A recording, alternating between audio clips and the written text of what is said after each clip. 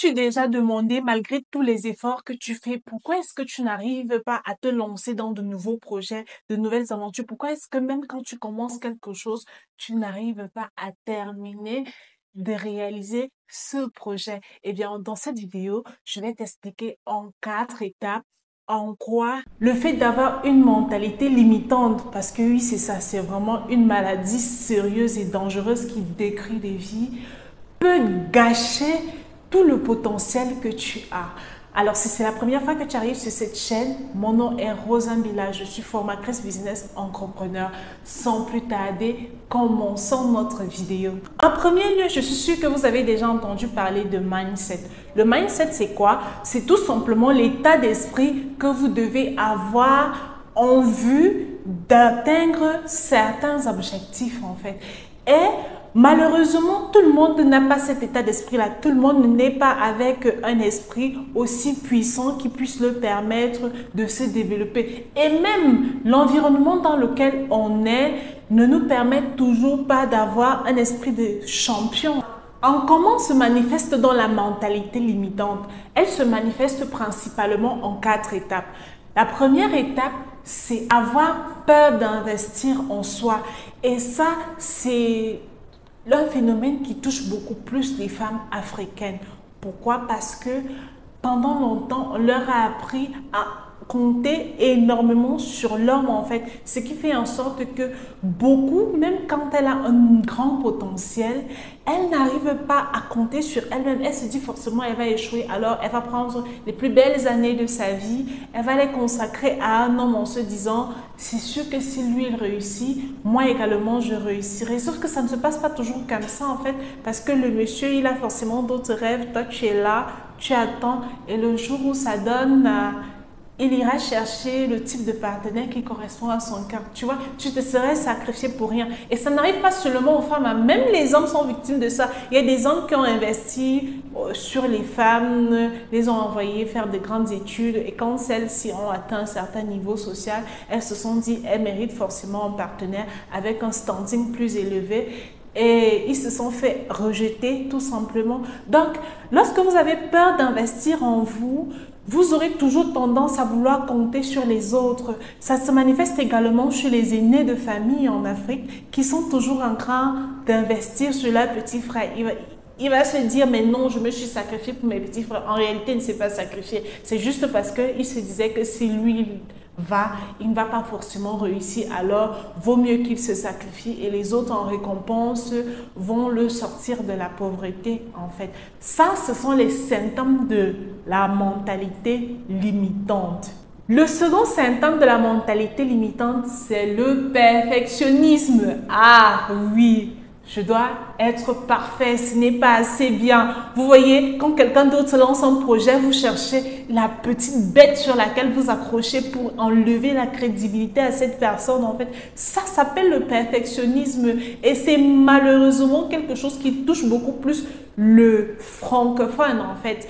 Tous ceux qui ont cette mentalité francophone où il faut être parfait, il faut absolument que les choses soient bien. On veut commencer par exemple un métier, imaginez un peu, vous voulez commencer YouTube, vous voulez que votre première vidéo soit comme celle d'un expert. En fait, vous ne voulez pas avoir la place de débutant quelque part. J'ai énormément de personnes qui me contactent souvent en coaching et qui me disent, mais madame, j'ai peur de me lancer parce que si je me lance, on verra forcément que je commence, que je ne suis pas forte.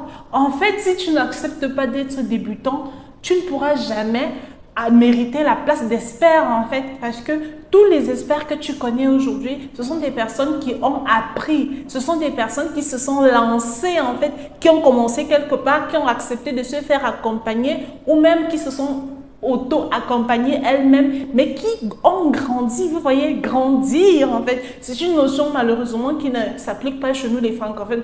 Par contre, chez les Nigériens, beaucoup des gens d'entre vous le savent déjà, ou alors les Américains, bref, ceux avec une mentalité anglophone, c'est différent.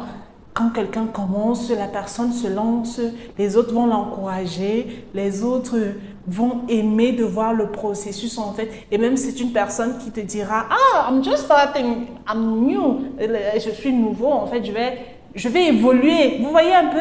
Par contre, chez nous, ce n'est pas ça en fait. Et le perfectionnisme la tue.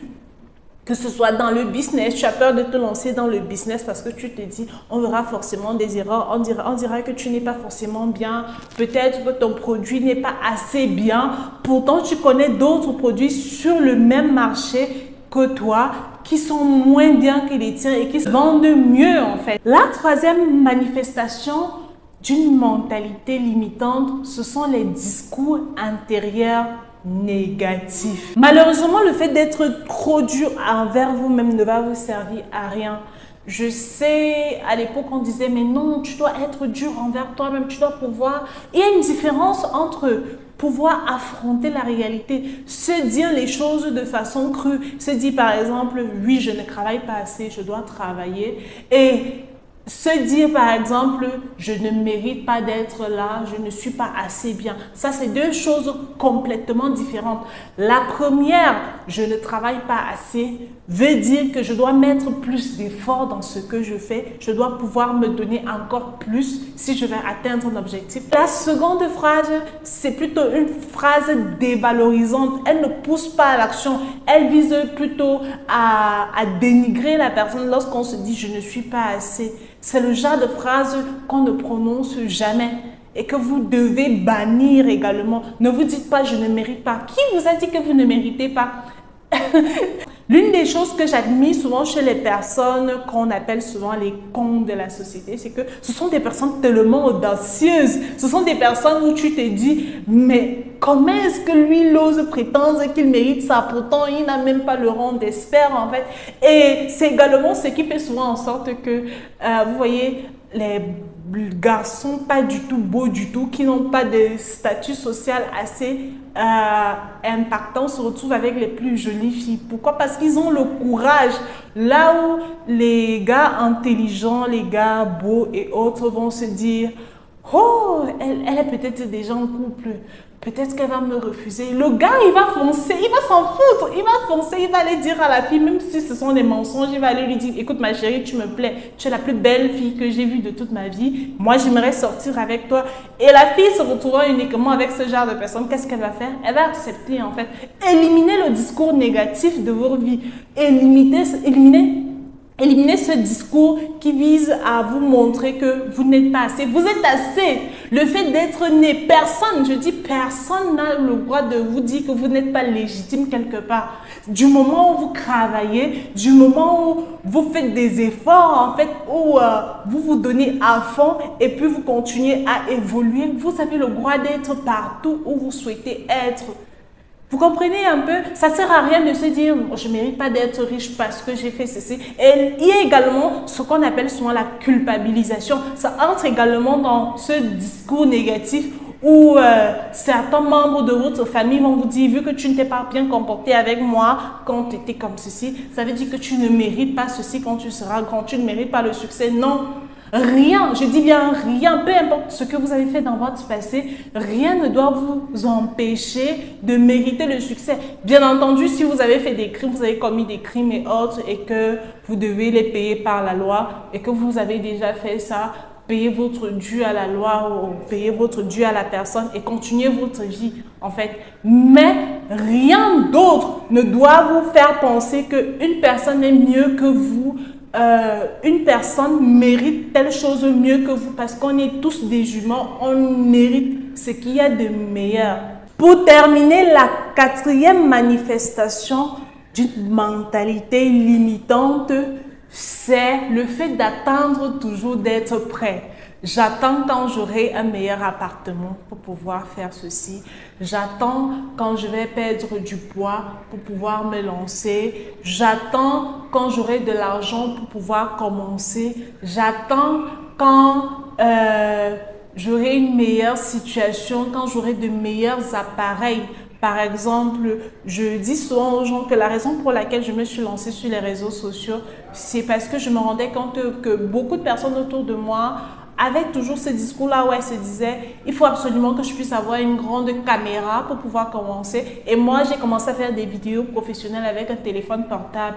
Et j'ai même commencé à donner une formation dessus parce que je trouvais ça idiot qu'on a quelque chose d'aussi simple, d'aussi facile à faire que créer des vidéos professionnelles avec un téléphone. Mais tu as des gens qui attendent d'avoir un ordinateur, une caméra haute définition, de l'éclairage et tout ça, pendant que d'autres qui ont commencé il y a de cela 5 ans sont déjà avancés. En fait, tu attends quoi? J'attends quand j'aurai un plus grand diplôme parce que je ne me trouve pas assez légitime. Beaucoup de personnes attendent imagine, depuis 5 ans, tu attendais d'être prêt. Aujourd'hui, tu en es où?